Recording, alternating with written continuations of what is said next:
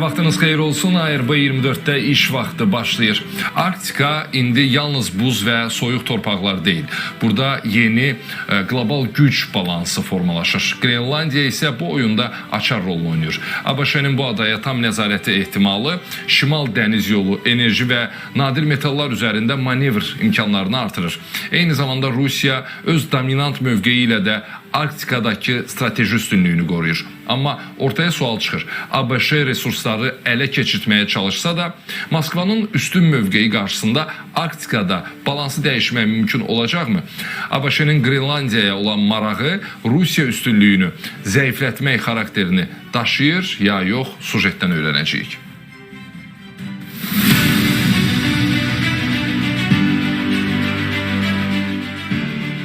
500 il önce Vikinglerin Grenlandiya enişi adaların Danimarkaya məxsus olduğu anlamına gəlmir. Ada Birleşmiş Ştatlara daha yaxındır. Biz adaya sahib olmalıyıq. Trump'ın bu sözləri egoist bir açıqlama kimi görünsə də arxasında ciddi mesaj dayanır. Grenlandiya ABŞ üçün coğrafi, strateji həm də iqtisadi baxımdan açardır. Bura nəzarət, şimal dəniz yolu, enerji yataqları, nadir torpaq metalları və yeni ticarət marşrutları üzərində manevr imkanı verir. Rəqəmlərə diqqət yetirsək görərik ki, Arktikanın 53% Rusiyaya, 14% Kanadaya, 6% Danimarkaya və 7% ABŞ-yə aiddir. Resursların isə 65% Rusiyanın, 20% Danimarkanın, yalnız 7% ABŞ-nin nəzarətindədir. Statistikadan da məlum olduğu kimi Rusiya Arktikada dominantdır, yəni neft, qaz və nadir metallar onun əlindədir. Bu rəqəmlər yalnız coğrafiyanı deyil, həm də qlobal güc balansını göstərir. Arktika artıq enerji bölgəsi olmaqdan çıxıb, ABŞ Rusiya qarşı durmasının strateji səhnəsinə çevrilib. Hazırki vəziyyətdə Vaşinqtonun məqsədi sadəcə ada üzərində liderlik deyil, Moskvanın üstünlüyünü də qismən balanslaşdırmaqdır. Yəni ABŞ Arktikada mövqeyini itirməmək, Rusiyanın ərazidəki gücünü ikinci plana salmaq və Grenlandiyanı öz strateji açarı kimi qorumaq istəyir.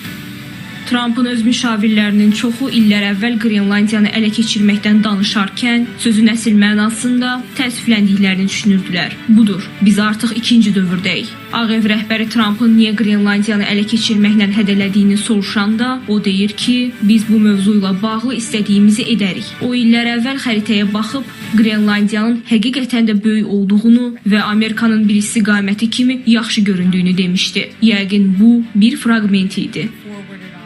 Rusiya isə bütün bunları diqqətlə izləyir. Bu qarşıdurma yalnız ABŞ-Rusiya deyil, həm də qlobal geosiyasi oyunçuların, Çin və Avropa ölkələrinin də diqqətini çəkir. Çünki uzun illərdir bu iqtisadi super güclər arasındakı rəqabət hələ də sakitləşməyib və bu istiqamətdə yeni sanksiya ehtimalları, vergi və rüsum məsələləri bütün dünyanın marağına səbəb olur.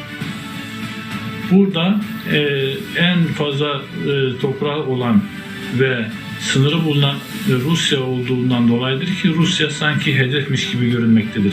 Yeni dünya sistemi inşa edilirken Doğu Batı arasında Arktik bölgeden Grönland'la birlikte kutuplar bölgesindeki hem nüfuz mücadelesinde hem askeri açıdan hem de kıymetli toprak elementlerinin yeraltı yerüstü kaynaklarının ve tabii ki petrol ve doğalgaz yataklarının Amerika'nın kontrolünde olmasını planlayan bir Trump görməkdeyiz. Əgər Trump Grenlandiyanı ələ keçirə bilsə, mümkün ssenarilər bunlar ola bilər. Əvvəlcə ABŞ Grenlandiyanı hərbi diplomatik baza kimi istifadə edərək Rusiya üstünlüyünü zəiflətməyə çalışacaq. Paralel olaraq bu qarşıdurma qlobal enerji bazarına, ticarət marşrutlarına və diplomatik balanslara təsir göstərəcək. Ancaq nəzərə almaq lazımdır ki, Vaşinqtonun Grenlandiyanı ələ keçirmək niyyəti olsa da, Moskvanın buradakı mövqeyi hələ də güclüdür. Bu kontekstdə Arktika artıq enerji bölgəsi olmaqdan çıxaraq ABŞ və Rusiyanın güc qarşıdurmasının səhnəsinə çevrilə bilər.